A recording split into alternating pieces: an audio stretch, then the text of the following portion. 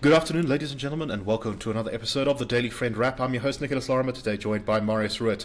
Let's get into the news stories of today, and our first one is about the motion of no confidence in Tshwane Mayor Cilliers Brink. So this motion of no confidence was called originally by the ANC after the DA lost the support of its coalition partner Action SA in the Tshwane Council. Now, about an hour ago, the motion of no confidence vote finally went ahead after the ANC and Tshwane received the green light from their national leadership to vote against the DA in the city council. There were a lot of last-minute negotiations between the various parties to maybe try and prop this thing up. The DA had lots of talks in Tshwane to try and see if it could get the ANC to withdraw the motion and perhaps form a new government. That didn't seem to have succeeded, and now Action SA, the EFF and ANC, as well as the Patriotic Alliance, all voted together to remove the DA in Tshwane. The motion, one councillor abstained, 120 voted in favour, 87 voted against.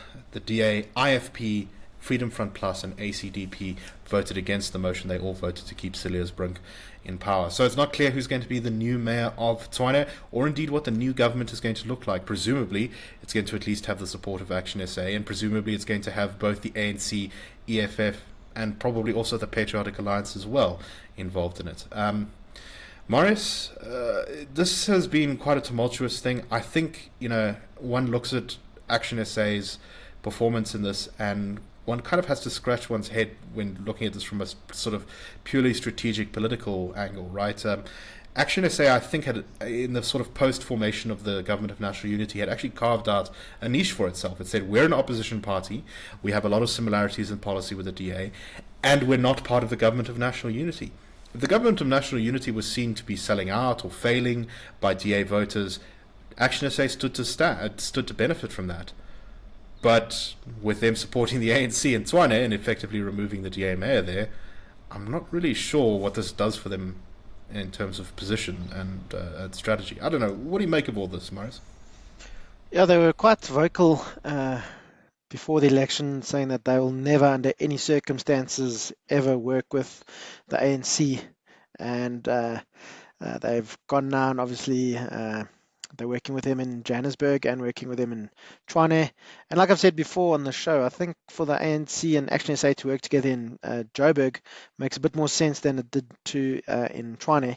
It did seem that things were getting turned around in Tshwane. The finances were starting to get stabilized. The Auditor General said it was the out of all the metros, it had the best, most improved performance. This was still off a low base and still didn't have a great performance, but considering where it was a couple of months ago, that's quite something. But also, there's a lot of people saying this is a blow for the GNU and all this kind of stuff. I'm not too sure it is. Obviously, a lot still needs to happen. But I think it's a good thing that the GNU agreements of the ANC and the DA and so on is only holding at national level. I think it's quite healthy for them not to filter down to the provinces and to the municipalities and so on. Just before the show, I was looking at the situation in Germany. They also a federal country. They have 16 states, and I was looking at the various compositions of the various governments in those states. So currently in Germany, it's the Social Democrats who govern with the Free Democrats and the Greens.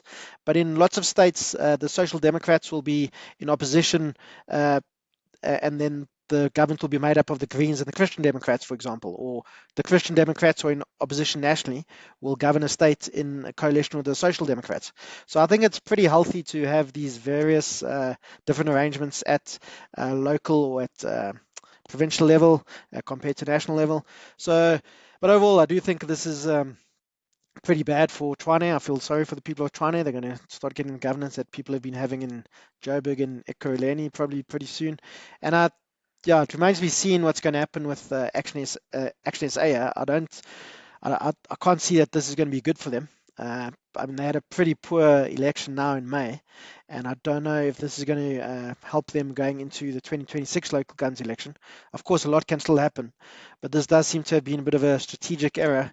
And just looking at the kinds of things Herman Mashaba has been saying on social media, it's been, you don't use a term like unhinged, but maybe that is what you should be saying.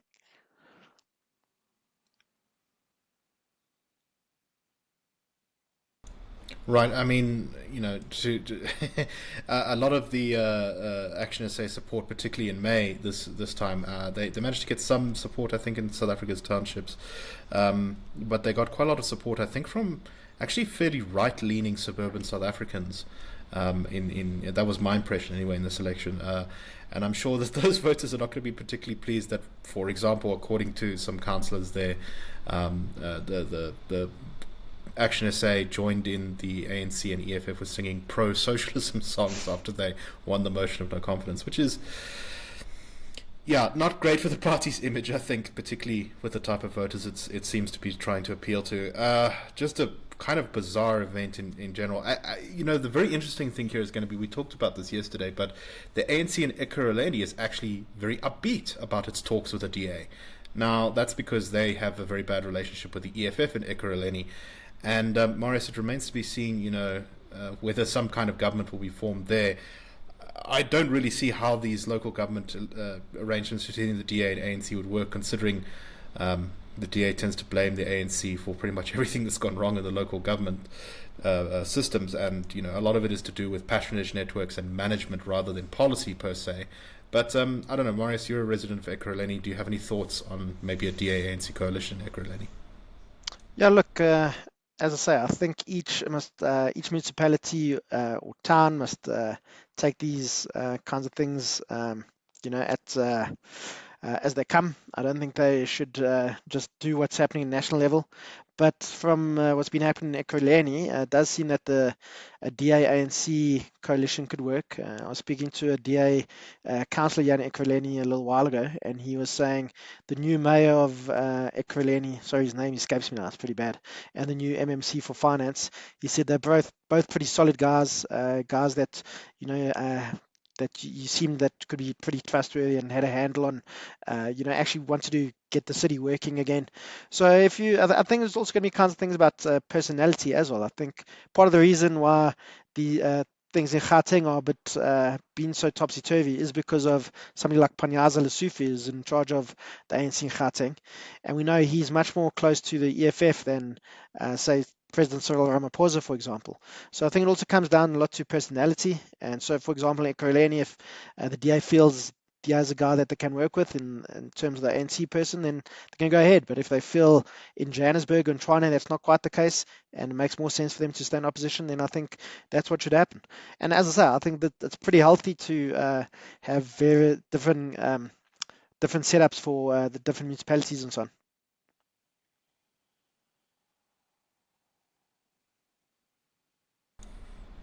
No, definitely. All right, let's move on to our next story, and this is about a neighbor who we don't talk about that often, which is Eswatini, the Kingdom of Eswatini, formerly known as Swaziland, a country that is ruled almost entirely by its absolute monarch, King Mswati, who, in theory, there's a parliament, and in theory, there's some sort of like elections to this parliament, but in practice, these bodies have absolutely no power. They only are there to advise the king. And for a long time, they've had a democratic movement which has been fairly, active, I think, but it tends to have been quite aggressively repressed by Eswatini's police forces whenever they've tried to protest. There have been a number of protests over the years which don't seem to have gone anywhere. And they're the leader of the largest anti sort of monarchy or anti-king movement in Eswatini is the People's United Democratic Movement, whose leader has been living in exile in South Africa in Pretoria after his house in 2022 was set alight by people, possibly what he claims was an attack by government agents. Well, there's news today that apparently he was attacked and poisoned in his home by, and this is from the statement, and the details here are a little bit weird, by an unnamed quote-unquote young boy who he said was, quote, an agent of evil intent by the Swazi government.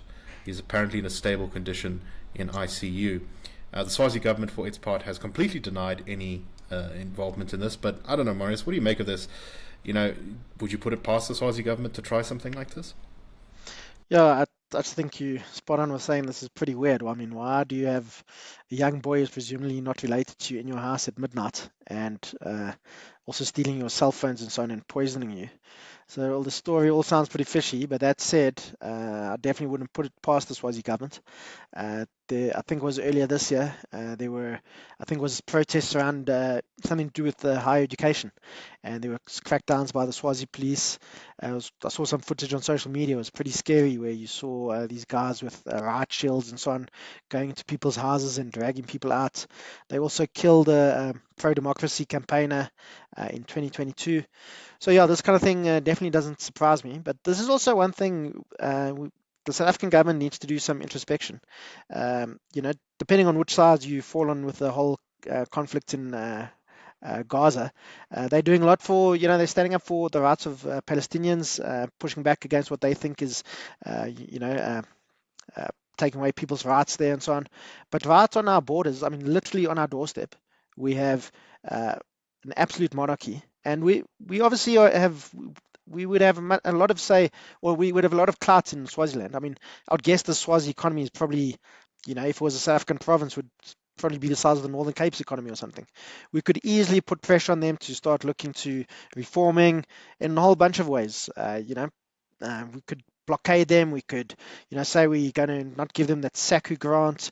There's all kinds of things that our government could do. But the South African government, it's been its record on who it supports when it comes to human rights has always been pretty patchy. We know how Thabo Mbeki's government stood up for Rob Mugabe and the ZANU-PF regime there, and the ANC has never done, and since then they have never stood up against ZANU-PF or what's happening in Zimbabwe. Same thing in Swaziland or Eswatini. Mozambique, while they're nominally a democracy, they've also had some pretty dodgy stuff happening, also leading up to an election there, I think next month, where also people have been shot and so on, have protested against the government. And our government's been absolutely dead quiet. And this is definitely something where we probably have more influence over the Swazi government and the Zimbabwean government than we do over the Israeli government. And if we really want to make a difference and we're worried about people's human rights, that's where we should actually be focusing on what's happening in Eswatini and Zimbabwe, for example. Yes, no, exactly. I think it really undermines the claim that the ANC is pursuing a moral, they often describe as a human rights focused or moral foreign policy. But, when it comes down to human rights abuses on our borders with countries that are completely dependent on trade with us, on political protection from our government, all those sort of things, it's even stranger, of course, because COSATU has actually been calling for the ANC to take action against the government in Eswatini for a very long time. The ANC seems to kind of most of the time bend over for every single stupid policy suggestion COSATU has, except when it comes to defending human rights in Eswatini. Then suddenly there's a big disagreement. I don't know. Any final thoughts, Marius?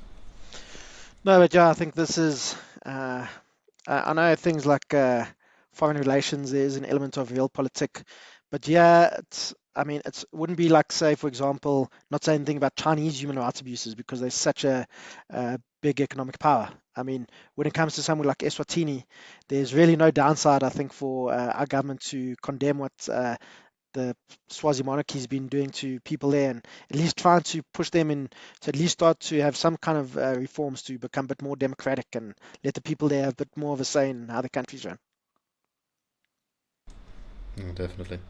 All right, that's all the time we have for today. We hope you found the show interesting, and we'll be back tomorrow with the Daily Friend Show. That's a wrap.